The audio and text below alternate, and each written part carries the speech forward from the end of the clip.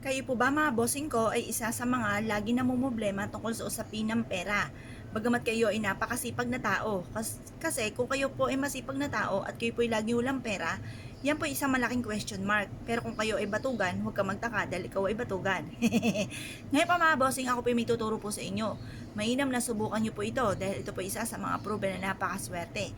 Kailangan lamang po natin ng dahon ng tanglad at ganun din po ng kaunting asin. Ngayon po mga bossing, kasi ang tanglad ay isa sa mga subok na napakaswerte. Maging sa usapin ng halaman, swerte po yan. At ganoon din po syempre mga dahon po nito na pwede nating isabit sa ating pong bintana, sa ating pong pintuan upang sa ganoon maitaboy ang mga kamalasan at puro swerte ang dumating po sa buhay po ninyo.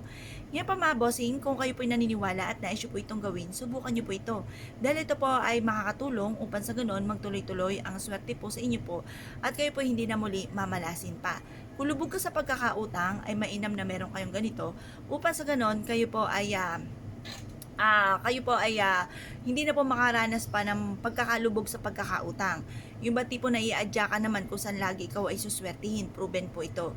Ngayon pa mga bossing, kung kayo po naniniwala at na-issue po itong gawin niyo po ito ng 6:30 or kaya po alas 7. Matatapos sa ating mga pampaswerte hanggang alas 8 lang po ng umaga.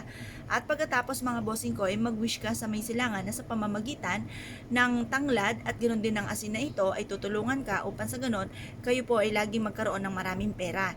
I-adya kayo kung saan lagi kayo suswertihin at matapos na ang problemang pinagdadaanan tungkol sa pera.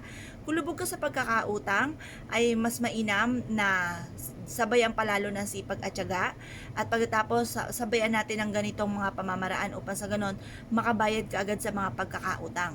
Kung ikaw po naman ay isa sa mga mananaya, mainam na meron ka rin ganito. Kasi 'di ba yung tulis mga bossing ko ng tanglad, yung tulis ng pinakadulo ng tanglad na dahon, yan po ay tinuturing na parang espada, nakikipaglaban ka sa hamon ng buhay.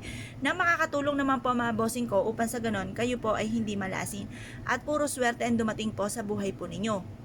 Ito pa isa rin sa mga paborito ko. Pampaswerte rin po sa usapin ng negosyo para magkaroon kayo lagi ng malaking benta araw-araw. Or kaya po mga bossing, pwede rin naman na itaon nyo po kapag Tuesday or Friday or kaya kapag full moon or kung kailan po kayo may time, gawin nyo po ito. Kasi minsan pag sinabi ko ng Tuesday or Friday tapos busy naman kayo ng mga ganong araw, baka ma-pressure pa kayo. Baka sabihin nyo, ay paano pa ako makakagawa kasi wala akong time ng mga ganong araw. Kahit anong araw na lamang po, basta masabi ko lamang sa may silangan kayo haharap na 6:30 or kaya po alas 7 matatapos ito hanggang alas 8 po mga bossing ko ng umaga.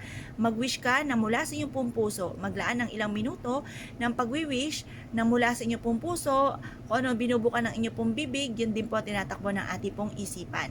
Kung naniniwala po kayo at nais po itong gawin, wag na po kayo magpatumpik-tumpik pa. Subukan niyo po ito. Proven po ito na maswerte. Ngayon po mga bossing, kung kayo po naniniwala, wag na po kayong mag-alinlangan pa. Subukan niyo po ito dahil marami rin nagpatotoo na sila po ay sinuwerte po dito mga bossing. Pero syempre, kagaya na nabanggit ko sa inyo, kailangan maging positibo ka sa buhay. Kasi kung ikaw ay nega at gagawa ka ng ganitong mga pamamaraan, baka hindi ito tumalab, at baka kayo magalit pa sa akin dahil nga po hindi tumalab. Kaya mas mainam, positive lamang po tayo mga bossing. Laging ibubukas sa bibig pa na yung mga magaganda at yung mga pangit ipagdadasal po natin. Yun lang po mga bossing. Salamat po!